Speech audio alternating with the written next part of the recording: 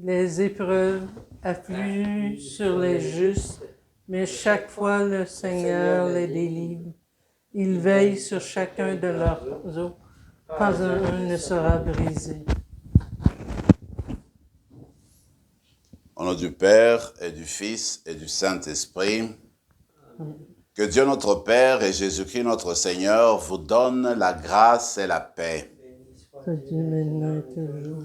Aujourd'hui, nous célébrons le martyre de Saint Corneille, qui était pape de Rome, et puis de Saint Cyprien, qui était évêque de Carthage. Voilà deux évêques qui ont marqué l'Église de leur temps. Nous allons demander que le Seigneur nous donne le courage de Corneille et puis de Cyprien pour continuer à témoigner de l'amour de Dieu dans le monde d'aujourd'hui et cela au quotidien. Commençons par nous tourner vers le Père miséricordieux et reconnaître nos limites, nos manquements. Seigneur, accorde-nous ton pardon. Nous avons péché contre toi Montre-nous ta miséricorde. et nous serons sauvés. Que Dieu Tout-Puissant nous fasse miséricorde, qu'il nous pardonne nos péchés et nous conduise à la vie éternelle. Amen. Seigneur, prends pitié. Seigneur, prends pitié. Ô Christ, prends pitié. Ô Christ, prends pitié. Seigneur, prends pitié. Seigneur, prends pitié. Prions le Seigneur. Seigneur, tu as donné à ton peuple, dans les saints Corneille et Cyprien, des pasteurs dévoués et d'invincibles martyrs. À leur prière, fortifie notre courage et notre foi, et accorde-nous de travailler avec empressement pour l'unité de l'Église. Par Jésus-Christ, ton Fils, notre Seigneur et notre Dieu, qui règne avec toi et le Saint-Esprit, maintenant et pour les siècles des siècles. Amen.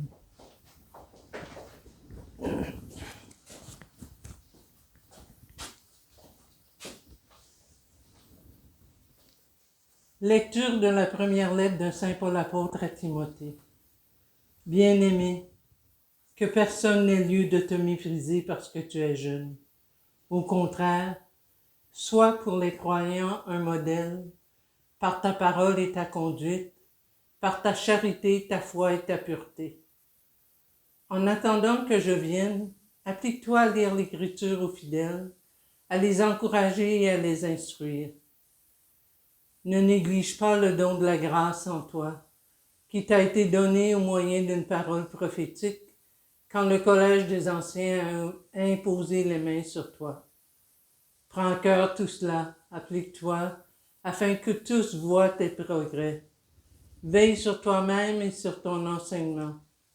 Maintiens-toi dans ces dispositions. En agissant ainsi, tu obtiendras le salut, et pour toi-même et pour ceux qui t'écoutent. Parole du Seigneur. Nous rendons grâce à Dieu. Grandes sont les œuvres du Seigneur. Grandes les œuvres du Seigneur. Justice et sûreté, les œuvres de ses mains. Sécurité, toutes ses lois établies pour toujours et à jamais, accomplies avec droiture et sûreté. Grandes les œuvres du Seigneur. Il apporte la délivrance à son peuple, son alliance est promulguée pour toujours. Saint et redoutable est son nom. Grandes sont les œuvres du Seigneur. La sagesse commence avec la crainte du Seigneur, qui accomplit sa volonté en est éclairée. À jamais se maintiendra sa louange. Grandes sont les œuvres du Seigneur. Alléluia, Alléluia. Venez à moi, vous tous qui peinez sous le poids du fardeau, dit le Seigneur. Et moi, je vous procurerai le repos. Alléluia.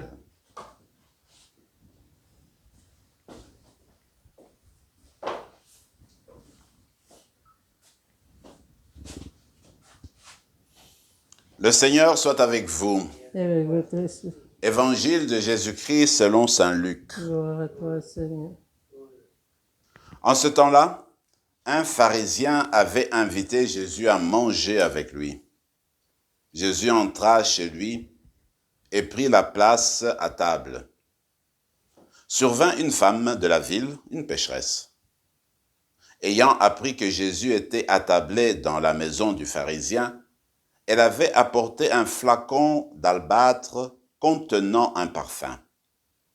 Tout en pleurs, elle se tenait derrière lui, près de ses pieds, et elle se mit à mouiller de ses larmes les pieds de Jésus.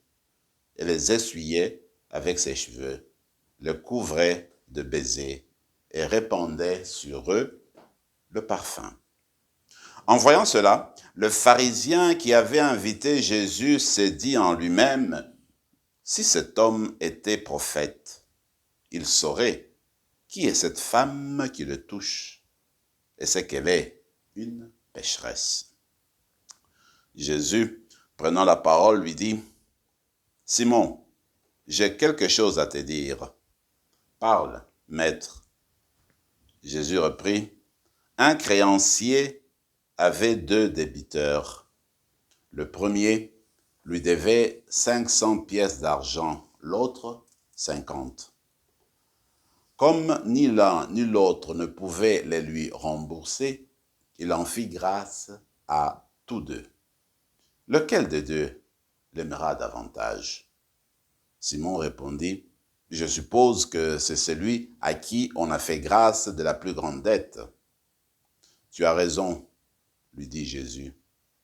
Il se tourna vers la femme et dit à Simon, « Tu vois cette femme? Je suis entré dans ta maison, tu ne m'as pas versé de l'eau sur la tête, sur les pieds.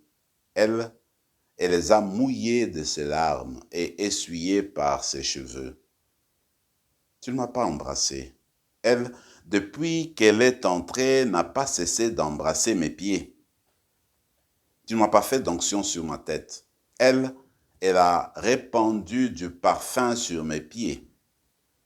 Voilà pourquoi, je te le dis, ses péchés, si nombreux péchés, sont pardonnés, puisqu'elle a montré beaucoup d'amour. Mais celui à qui on pardonne peu, montre peu d'amour. » Il dit alors à la femme, « Tes péchés sont pardonnés. » Les convives se mirent à dire en eux-mêmes, « Qui est cet homme qui va jusqu'à pardonner les péchés? » Jésus dit alors à la femme, « Ta foi t'a sauvée, va en paix. » Acclamons la parole du Seigneur. Louange à toi, Seigneur Jésus.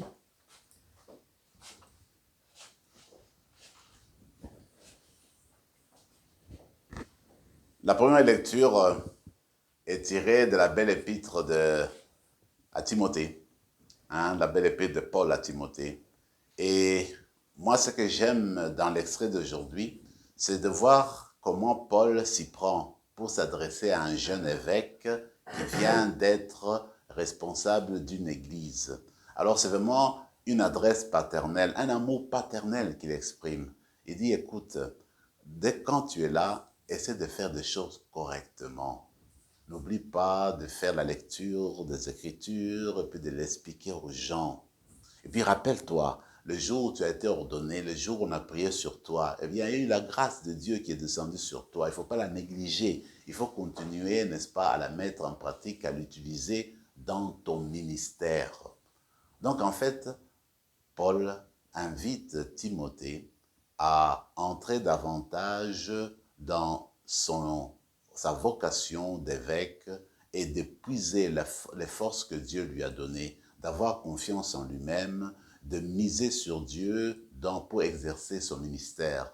Et il lui demande de continuer à prêcher l'amour, l'entente, la fraternité dans sa communauté. Il me semble que, à vous et moi, tout cela peut nous arriver aussi quand nous sommes invités à prodiguer des conseils, à montrer la voie qu'il faut suivre aux personnes qui sont plus jeunes que nous et qui prennent la détermination de servir le Christ. Il y a toujours dans des différentes communautés des gens qui sont plus expérimentés que d'autres. Alors des fois, les plus jeunes viennent puiser chez les plus anciens et veulent savoir, à partir de l'expérience, comment est-ce qu'il faudrait s'adapter. Alors nous autres, sans nous montrer que nous sommes des très grands spécialistes, que nous avons tout compris, mais avec notre expérience, nous pouvons guider les plus jeunes, les encourager à lire les Écritures, les encourager à faire confiance en Dieu, les encourager à se référer sur les dons que Dieu leur a prodigués. Et avec cet encouragement, avec cette foi-là, je reste sûr, je suis convaincu que les plus jeunes vont s'y mettre et vont essayer de suivre pour répondre à cet appel que Dieu nous adresse continuellement, à chacun son tour, à chacun son tour, et puis à différentes générations, différents âges, le Seigneur continue à nous appeler et nous inviter à travailler ensemble, différentes générations, les gens de différents âges, de se mettre ensemble pour créer cette famille, cette belle famille, la famille de Dieu. Je regardais dans l'évangile d'aujourd'hui qui est un long extrait. Voilà que Jésus est invité. Jésus se faisait inviter pas mal, on le sait dans l'évangile. Il allait d'une maison à l'autre. Il aimait cela pour justement continuer son ministère de prédication, révéler qui il est et puis rapprocher les gens. Et voilà cette fois-là, les pharisiens qui l'attaquaient souvent, mais il accepte même l'invitation d'aller chez eux. Celui-là l'invite ce jour-là. Et voilà ce qui se passe, comme le dit l'Écriture, une femme qui était très bien connue dans l'entourage se présente là. Mais quand on réfléchit, comment est-ce que cette femme-là a su que Jésus était là? C'est seulement que les gens ont commencé à raconter que Jésus était invité chez tel pharisien. Comment a-t-elle fait pour entrer et être là où Jésus était? C'est seulement qu'elle a fait tous ses efforts, elle a dû certainement foncer, peut-être qu'elle a eu d'opposition, mais elle a tout fait pour atteindre Jésus. Il me semble qu'il faut de l'effort dans notre vie spirituelle, dans notre vie de communion, dans notre relation avec Jésus. Il nous faut prendre le temps. Prendre le temps, malgré nos différentes occupations, il faut lutter, prendre le temps nécessaire pour laisser tomber certaines choses en vue de développer cette relation avec Jésus, en vue d'approcher Jésus au quotidien. Nous avons besoin de faire comme cette femme-là de l'évangile d'aujourd'hui. Ce qui est beau, c'est de voir qu'elle va essuyer les pieds de Jésus avec ses larmes, elle va aussi mettre du parfum, elle les essuie avec ses cheveux, etc. Mais ce que je veux dire, c'est qu'elle va comme laver les pieds de Jésus. Et Jésus, à la fin de sa vie, va laver les pieds de ses disciples. C'est comme pour dire, Jésus va se présenter chez ses disciples comme le serviteur, celui qui est là, qui aime en servant. Et cette femme vient chez Jésus et se présente à lui comme une servante parce qu'elle se met à genoux et elle commence à laver les pieds de Jésus avec ses larmes, avec le parfum. Alors, en fait, c'est encore une invitation pour vous et pour moi, nous faire des serviteurs pour Jésus. Nous laver aussi les pieds de Jésus comme il nous a lavé les pieds le jeudi saint, c'est-à-dire se mettre à son service, être là pour lui. Voyez-vous.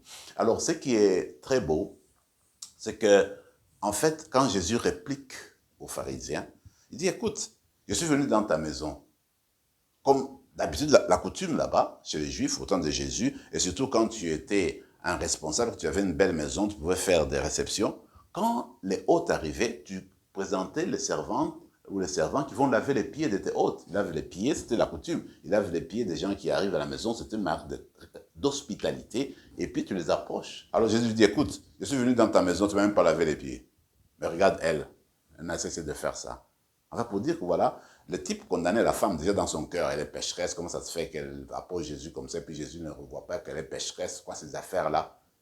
Lui n'a même pas lavé les pieds de Jésus, n'a même pas fait laver les pieds de Jésus quand il est arrivé. Il n'a pas fait le travail d'hospitalité, la tâche d'hospitalité, ça manquait. Donc pour dire que nous devons être prudents pour juger très vite les autres. Alors la dernière chose que moi je trouve très parlante, très éloquent, c'est celle-ci que, en fait, comment est-ce que Jésus a su que cette femme-là voulait le pardon des péchés?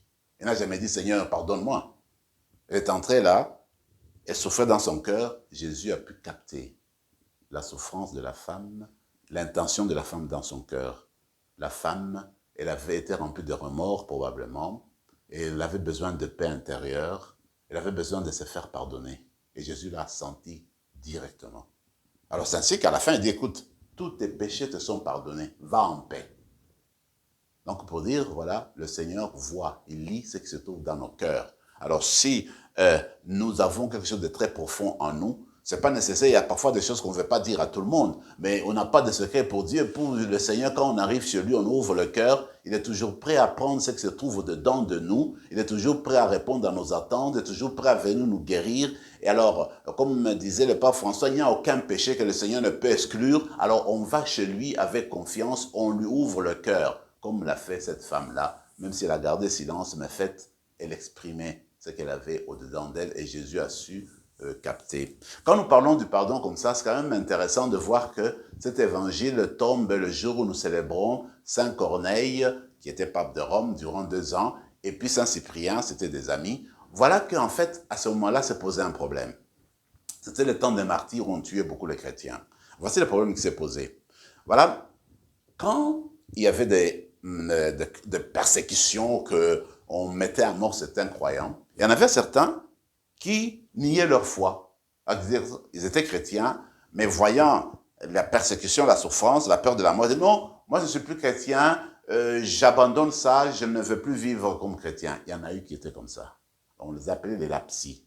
Maintenant, quand il y a eu la paix, certains lapsis, ceux qui avaient renié leur foi, voulaient revenir à l'église pour prendre la vie commune.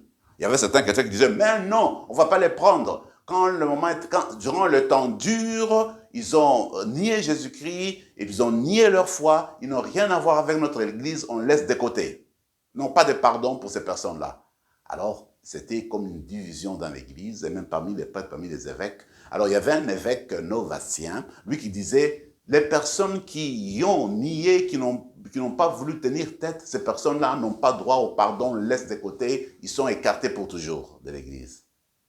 Alors le pape Corneille lui disait non, les personnes qui ont nié leur foi, il faut toujours leur donner, ouvrir la porte du pardon, de la miséricorde de Dieu. Ils peuvent toujours revenir dans l'église, faire pénitence et continuer leur voie. En tout cas, c'était les 2 positions. La question peut être posée à vous et à moi. Quelle serait notre attitude devant ces genres de personnes? En écoutant l'évangile d'aujourd'hui, le Seigneur regarde le cœur des gens. Les personnes qui regrettent du fond de leur cœur, qui pleurent comme cette femme-là, qui vont vers Jésus et qui demandent la miséricorde, il faut leur ouvrir la porte. Dieu pardonne toujours. C'est cet esprit-là qu'il faut continuer à entretenir. Et je pense que vous et moi, nous devons développer davantage cet esprit d'accueil, cet esprit de pardon, quoi qu'il arrive. Dieu pardonne tout. Il n'y a aucun péché que Dieu ne puisse pardonner. Alors, dans la célébration d'aujourd'hui, alors que nous allons recevoir le corps et le sang du Christ, demandons cette générosité de Dieu. Demandons cette miséricorde de Dieu, que nous-mêmes, nous devenions signes du grand pardon de Dieu, signes de la miséricorde de Dieu dans notre vie de tous les jours. Amen. Amen.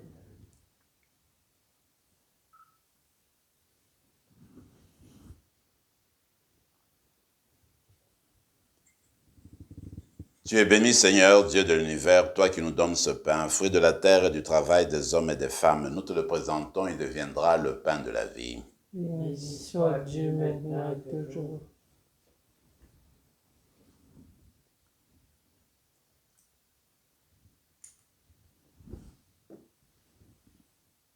Comme c'est au Seigneur le vin pour le sacrement de l'alliance, puisse notre union à celui qui a pris notre humanité.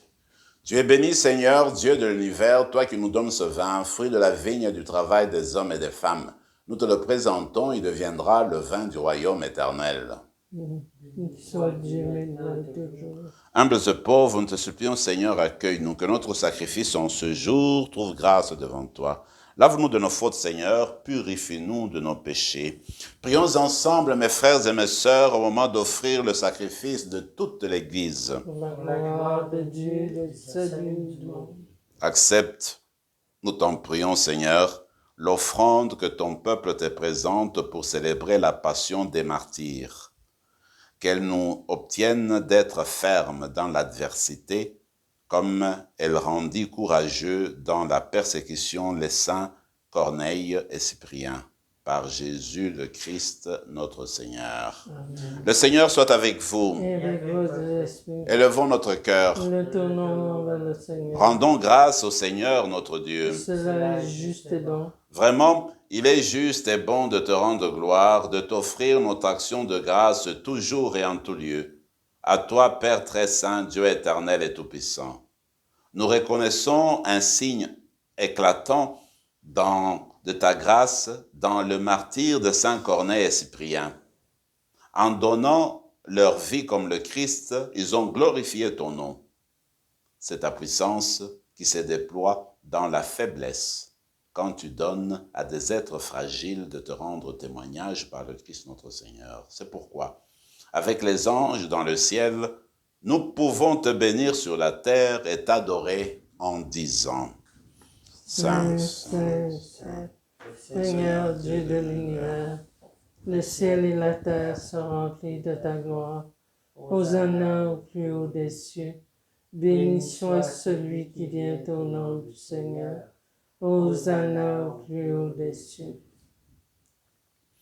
Tu es vraiment saint, Dieu de l'univers, et toute la création proclame ta louange, car c'est toi qui donnes la vie. C'est toi qui sanctifies toutes choses par ton Fils Jésus-Christ notre Seigneur, avec la puissance de l'Esprit Saint. Et tu ne cesses de rassembler ton peuple, afin qu'il te présente partout dans le monde une offrande pure. C'est pourquoi nous te supplions de consacrer toi-même les offrandes que nous apportons. Sanctifie-les par ton Esprit pour qu'elles deviennent le corps et le sang de Jésus-Christ notre Seigneur, qui nous a dit de célébrer ce mystère. La nuit même où il fut livré, il prit le pain.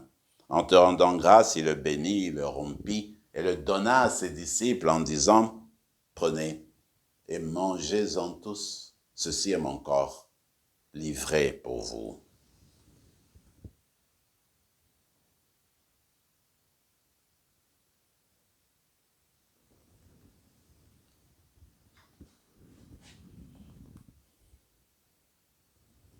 De même, à la fin du repas, il prit la coupe.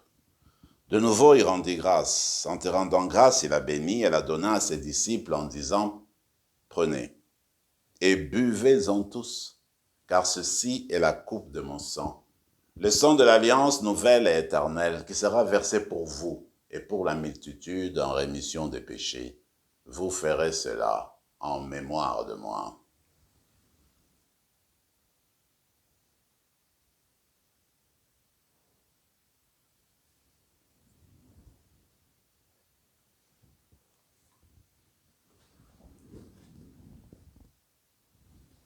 Quand nous mangeons ce pain et buvons à cette coupe, nous célébrons le mystère de la foi. Nous rappelons ta mort, Seigneur ressuscité, et nous attendons que tu viennes. En faisant mémoire de ton Fils, de sa passion qui nous sauve, de sa glorieuse résurrection et de son ascension dans le ciel, alors que nous attendons son dernier avènement, nous présentons cette offrande vivante et sainte pour te rendre grâce. Regarde, Seigneur, le sacrifice de ton Église et daigne y reconnaître celui de ton Fils, qui nous a rétablis dans ton alliance. Quand nous serons nourris de son corps et de son sang et remplis de l'Esprit Saint, accorde-nous d'être un seul corps et un seul esprit dans le Christ. Que l'Esprit Saint fasse de nous une éternelle offrande à ta gloire, pour que nous obtenions un jour les biens du monde à venir, auprès de la Vierge Marie, la bienheureuse Mère de Dieu, avec Saint Joseph son époux, avec les apôtres, les martyrs, Saint Corneille et Saint Cyprien, et tous les saints qui ne cessent d'intercéder pour nous. Et maintenant, nous te supplions, Seigneur, par le sacrifice qui nous réconcilie avec toi, étends au monde entier le salut et la paix. Affermis la foi et la charité de ton Église au long de son chemin sur la terre. Veille sur ton serviteur, le pape François, notre évêque Marcel, l'ensemble des évêques, les prêtres, les diacres et tout le peuple des rachetés. Écoute les prières de ta famille assemblée devant toi et ramène à toi, Père très aimant, tous tes enfants dispersés. Pour nos sœurs et frères de faim, pour les hommes et pour les femmes qui ont quitté ce monde dont tu connais la droiture, nous te prions. Reçois-les dans ton royaume, où nous espérons être comblés de ta gloire tous ensemble et pour l'éternité, par le Christ notre Seigneur, par qui tu donnes au monde toute grâce et tout bien. Par lui, avec lui et en lui, à toi, Dieu le Père Tout-Puissant, dans l'unité du Saint-Esprit, tout honneur et toute gloire pour les siècles des siècles. Amen. Unis dans le même esprit, nous pouvons dire avec confiance la prière que nous avons reçue du Sauveur. Notre Père qui es aux cieux, que ton nom soit sanctifié, que ton règne vienne, que ta volonté soit faite sur la terre comme au ciel. Donne-nous aujourd'hui notre pain de ce jour. Pardonne-nous nos offenses comme nous pardonnons aussi à ceux qui nous ont offensés. Et ne nous laisse pas entrer en tentation, mais délivre-nous du mal. Délivre-nous de tout mal, Seigneur, et donne la paix à notre temps. Par ta miséricorde, libère-nous du péché. Rassure-nous devant les épreuves en cette vie, où nous espérons le bonheur que tu promets et l'avènement de Jésus-Christ, notre Sauveur. C'est à toi qu'appartient le règne, puissance et la gloire pour les siècles des siècles. Seigneur Jésus-Christ, tu as dit à tes apôtres, je vous laisse la paix, je vous donne ma paix. Ne regarde pas nos péchés, mais la foi de ton Église, pour que ta volonté s'accomplisse, donne-lui toujours cette paix et conduis-la vers l'unité parfaite, toi qui règnes pour les siècles des siècles. Amen. Que la paix du Seigneur soit toujours avec vous. Et avec votre esprit, Agneau de Dieu, qui enlève le péché du monde, prends pitié que le de sang nous. de Jésus-Christ Agneau de Dieu qui enlève le péché du monde, prends pitié de nous. Agneau de Dieu qui enlève le péché du monde, donne-nous la paix.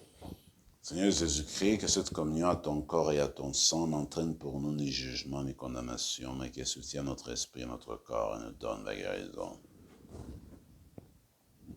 Heureux les invités au repas du Seigneur, voici l'agneau de Dieu qui enlève le péché du monde. Seigneur, je ne suis pas digne de te recevoir, mais dis seulement une parole et je serai guéri. Que le corps et le sang de Christ nous gardent pour la vie éternelle. Amen.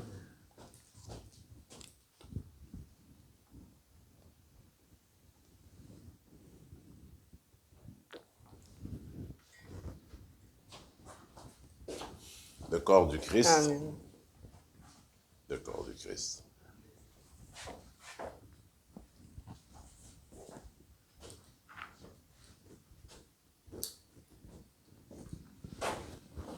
Après avoir reçu le corps du Seigneur, physiquement, spirituellement, nous allons prendre quelques instants de silence pour méditer et demander que le Seigneur agisse vraiment en nous.